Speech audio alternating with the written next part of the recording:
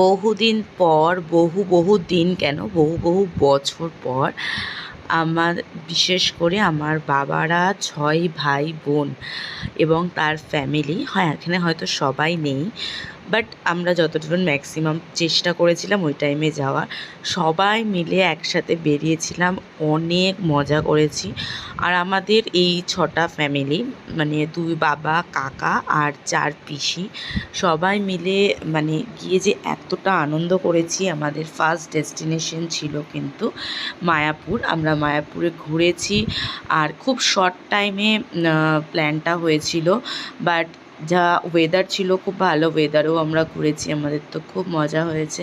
তাই এই ভিডিওটাই আমাদের মেমোরি থাকবে যে আমরা এক একটা জায়গা করে গেছি আর এরকম করে যেটা ট্রেন্ডিং ভিডিও চলে তো সেটাই করেছি। বিশেষ করে আমার এই যে দেখতে পাচ্ছ, এটা হচ্ছে আমার বোনজি, ওই মেইনলি করেছিল। তো চলো, লাস্টে আমরা সবাই চলে এসেছিলাম মায়াপুর ইস্কন মন্দিরের ওখানে।